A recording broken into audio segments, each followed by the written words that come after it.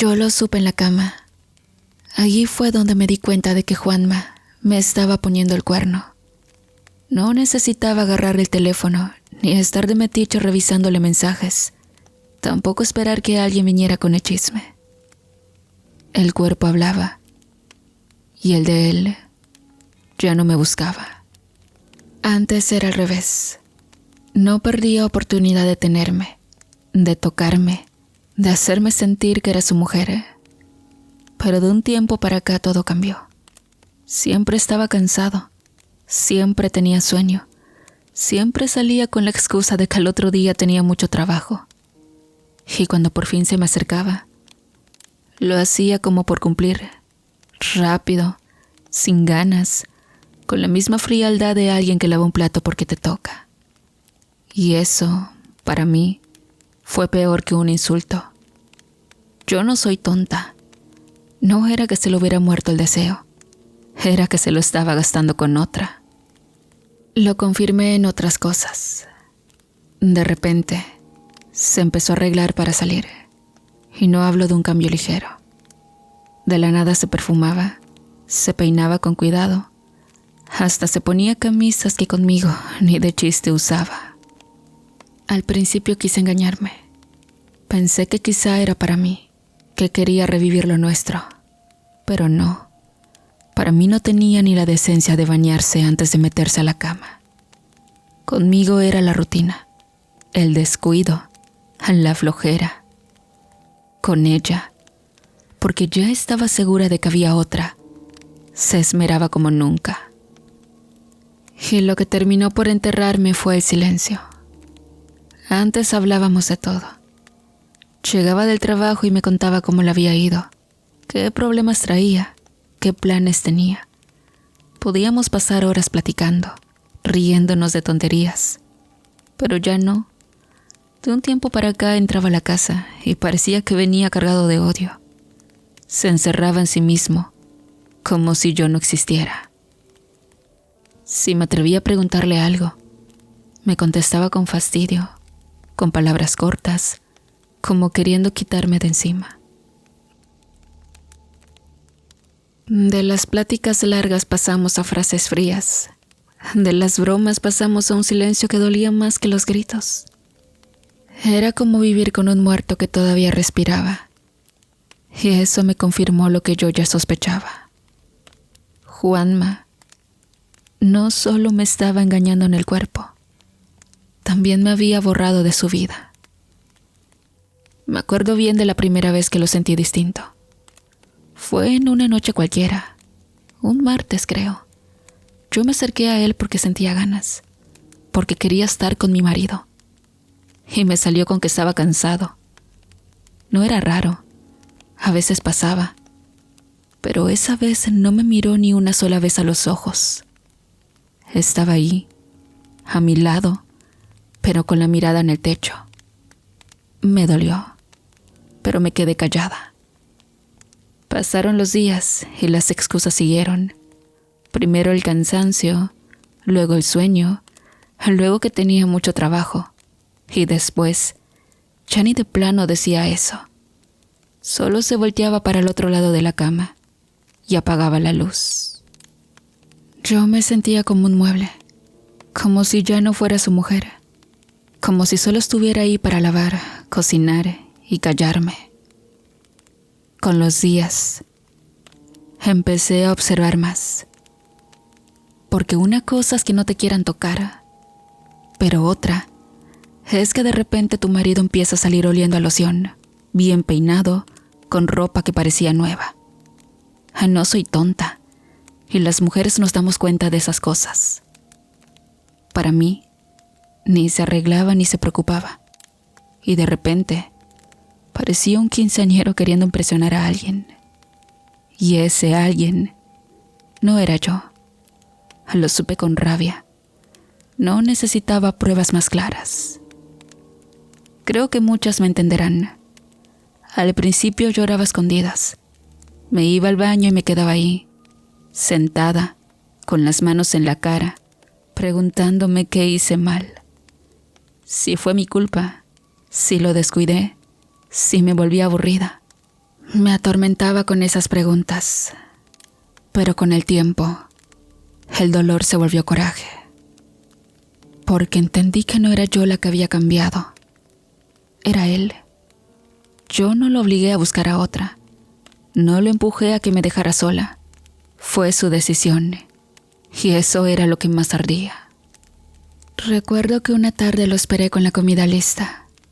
Hice su platillo favorito, pensando que quizá todavía podía rescatar algo. Cuando llegó, apenas probó un bocado, dijo que no tenía hambre y se encerró en el cuarto. Yo me quedé sola en la mesa, viendo el plato lleno, y sentí como si me hubieran escupido en la cara. Esa fue la última vez que intenté arreglar algo con él. Desde entonces, lo único que me quedaba era como mirar cómo se deshacía lo nuestro. Yo ya no tenía marido. Tenía un fantasma que se iba todos los días y volvía a dormirse en mi cama. Y mientras más me daba cuenta de eso, más crecía en mí una rabia que no sabía cómo detener. Porque una cosa es perder el amor, y otra es que te humillen en tu propia casa, en tu propia cama, en tu propia vida. Intenté dejarlo, de verdad que lo intenté, pero no podía. Era como si una cuerda invisible matara el cuerpo de Juanma, aunque lo odiara con todas mis fuerzas. Cada vez que me decía que se iba a trabajar o a ver a unos amigos, yo sentía que me jalaban hacia atrás, que me empujaban a seguir con él, aunque mi cabeza gritara que me largara. No entendía qué era. No entendía cómo podía sentir ese nudo en el pecho que me obligaba a quedarme con un hombre que me destrozaba día a día. Y saben, mi confidente desde que era niña, quien me explicó lo que nadie más podía.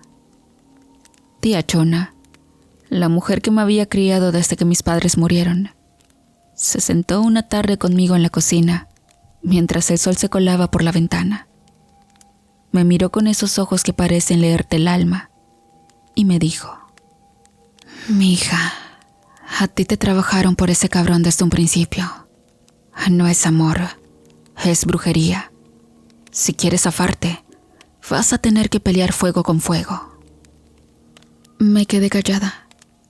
Quería reírme, quería llorar, quería gritar, todo a la vez. Me sentí tonta, usada, como si toda mi vida hubiera sido una broma macabra. Pero luego lo comprendí, poco a poco. Yo había sentido la brujería todo este tiempo sin saberlo, pues desde que me enamoró, de sentirle repudio, de la noche a la mañana quedé perdidamente cegada por él. Y bueno, para este problema no había remedio simple. Una limpia no bastaba. Yo necesitaba algo más fuerte, algo prohibido. Fue entonces cuando escuché el nombre que hizo que mi corazón se detuviera un segundo: el demonio de los cuernos chuecos. Se decía que era un espíritu invocado para venganza, un demonio que devolvía el golpe multiplicado. No era bonito, no era limpio, pero yo ya no estaba para cosas bonitas ni limpias. El ritual que me enseñó mi tía fue oscuro y sencillo al mismo tiempo.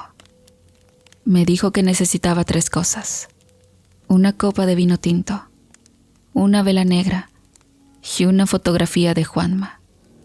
La vela la puse en medio de la mesa, la fotografía enfrente, y vertí el vino tinto sobre la mesa, formando un círculo alrededor de la vela. Tía Chona me enseñó a decir las palabras exactas, una oración que no entendía completamente, pero que sonaba como un canto que rompía la noche. Me dijo que tenía que concentrar toda mi rabia, todo mi dolor, todo lo que él me había hecho sentir, y proyectarlo hacia la fotografía, mientras la vela negra ardía como un agujero en el mundo. Lo hice.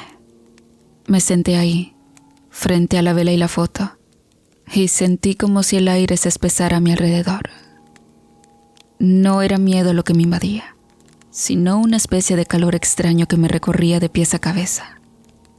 Primero pensé que estaba imaginando cosas, pero luego sentí como un poder que no era mío se metía en mis venas, en mis manos, en cada fibra de mi cuerpo.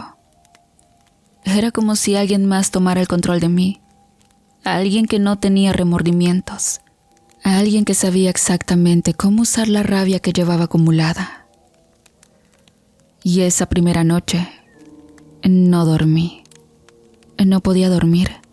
Me movía de un lado a otro y sentía un deseo que no era mío, que me arrastraba hacia pensamientos que nunca había tenido antes. Mi cuerpo reaccionaba solo, como si tuviera vida propia, y yo lo sentía todo sin poder detenerlo. La rabia y el placer de la venganza se mezclaron, y por primera vez en meses sentí poder sobre Juanma. Poder que no había tenido mientras él me hacía sentir pequeña, irreemplazable. Ahora estaba dispuesta y segura. Le daría a mi esposo por donde más le duele. Y creo muy bien que ustedes saben qué es lo que más le duele a un hombre. Lo siguiente que ocurrió nunca lo voy a olvidar. Juanma había salido con sus amigos. O bueno, él decía que con ellos, aunque yo lo dudaba. A fin de cuentas, me quedé sola en la casa. Pero no estaba sola de verdad. Sentía al demonio recorrerme, apoderarse de mí y metiendo a mi cabeza pensamientos prohibidos. Me levanté del sillón y me puse frente al espejo del pasillo. Me miré y no reconocí a la mujer que veía. Mis ojos brillaban con fuego. Mis labios tenían esa curva que nunca tuve antes. Y mi cuerpo se movía solo, como si supiera exactamente qué quería. Y entonces llegó Diego, uno de los amigos de Juanma, sin avisar, buscando a Juanma. Como les decía, no me era fácil cacharlo con la mentira, pues se supone que Diego saldría con él como parte del grupo de amigos, pero sinceramente ya no me importaba. Cuando me vio ahí, parada sola en medio del pasillo, con esa mirada que no era mía, sus ojos se agrandaron y se quedó paralizado. Me miró de pies a cabeza. Pude sentir el morbo en su mirada. Yo sonreí. No hice nada pensado, solo me dejé llevar. Y la primera vez en mucho tiempo, sentí que alguien me deseaba de verdad, sin filtros, sin excusas. No fue por Juanma, no fue por jugarle al juego de la venganza. Fue porque el demonio me dio fuerza, me dio libertad, y luego de tanto tiempo muerta en vida, me sentí mujer de nuevo. Diego se acercó sin que yo lo llamara. Yo solo me dejé llevar. Me reí un poco cuando sus manos tocaron las mías y él me miró confundido. Sentí que podía hacer lo que quisiera con él, que él no podía decir que no. Esa noche me sentí viva de nuevo. Me sentí fuerte, poderosa, como si todo el desprecio y la humillación que Juanma me había dado se transformara en algo que podía usar para mí misma. Cuando Juanma regresó al día siguiente, lo noté. Lo vi en la forma en que me miraba, con confusión y algo que no era deseo normal, algo entre miedo y admiración. No podía dejar de mirarme, y yo ya sabía que el demonio dentro de mí estaba jugando con él, mostrándole lo que había perdido, a lo que nunca volvería a tener. Y yo me reí por dentro, porque finalmente sentía que la justicia tenía forma y nombre, en yo.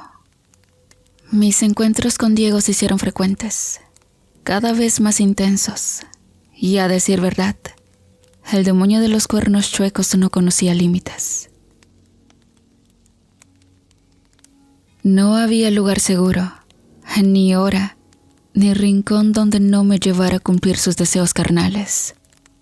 Tan así que a veces Diego me visitaba en mi sala mientras Juanma dormía. A veces en el carro, estacionado frente a un callejón oscuro con el vendedor de hamburguesas. A veces en el baño de un bar con alguien con quien yo haya intercambiado miradas. Yo solo me dejaba llevar, sin pensar, sin remordimientos, disfrutando del calor que me recorría, de la rabia que se transformaba en algo que no era solo placer, era poder. Después de cada encuentro, cuando llegaba a casa recordaba que ya no era la misma Miriam que se encogía en la cama esperando migajas de atención. Al mismo tiempo, algo extraño sucedió conmigo. No sé si fue culpa del demonio, de la energía negra que me habitaba, o simplemente de todo lo que había reprimido durante años. Pero empecé a sentir asco por Juanma. Cada vez que me acercaba a él, la repulsión se mezclaba con la indiferencia. Antes lo hubiera buscado, lo habría abrazado, lo habría besado para recuperar lo perdido. Ahora no. Ahora era él quien quería acercarse, quien intentaba tocarme, quien me sonreía con esos gestos que antes me volvían loca y ahora me daban náuseas. La inversión de papeles fue inmediata y total.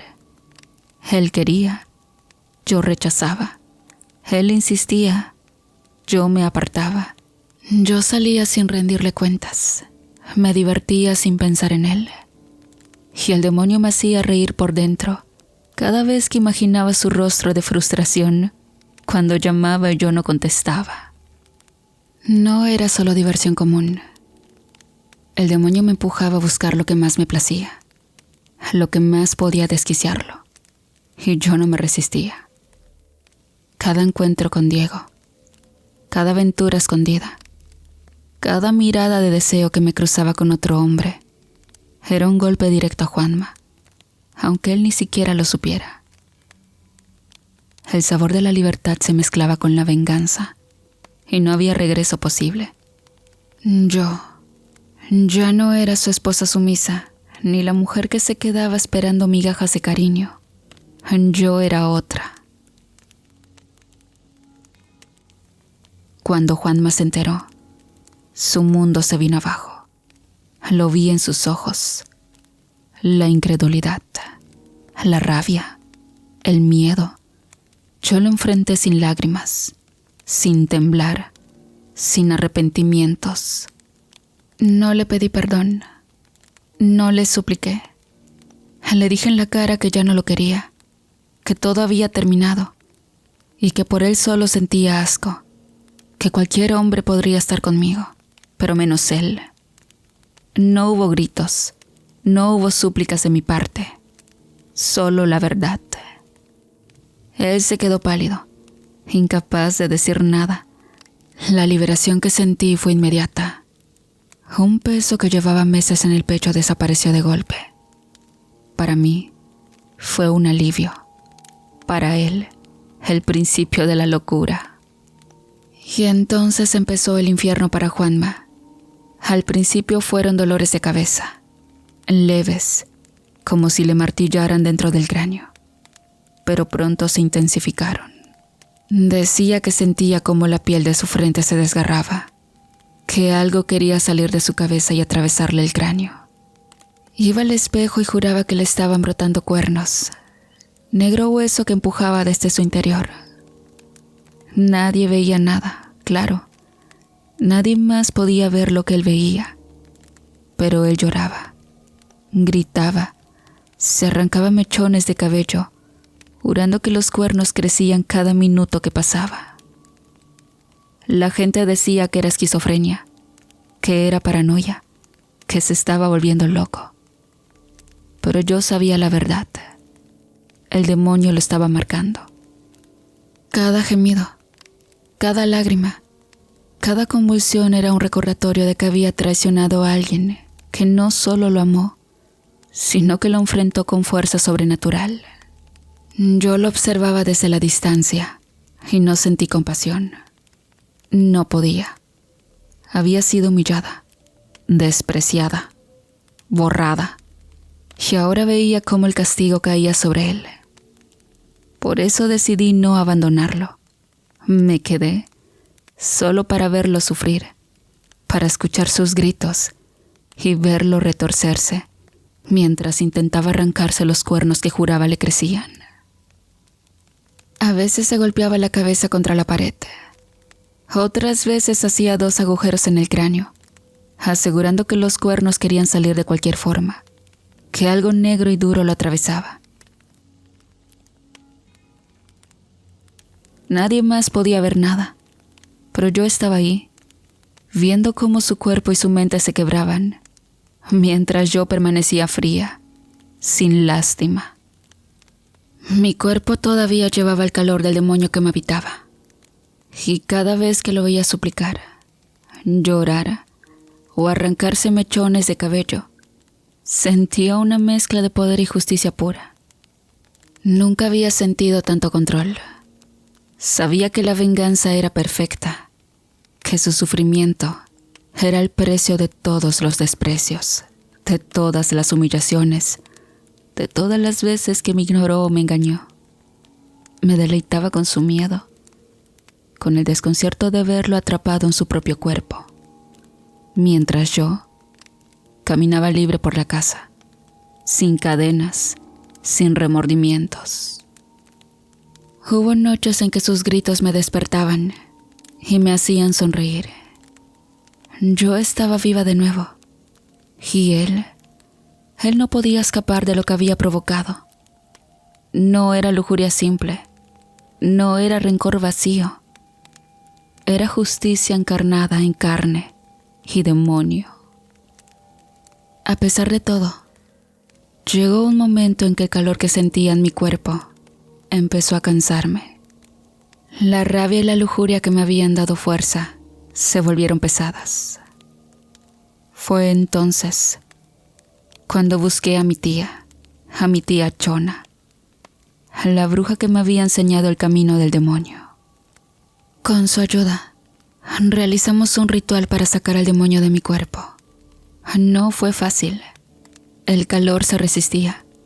La sed de venganza quería quedarse. Pero Chona me guió. Me sostuvo mientras el demonio gritaba y se retorcía. Y poco a poco sentí cómo la lujuria y el fuego que me habían habitado se desvanecían. Cuando todo terminó, estaba sola, pero liberada.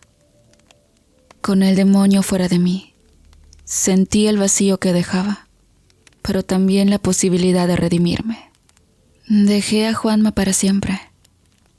Y me metí de lleno en la iglesia como muchas personas lo hacen después de pecar o de tener una vida de excesos.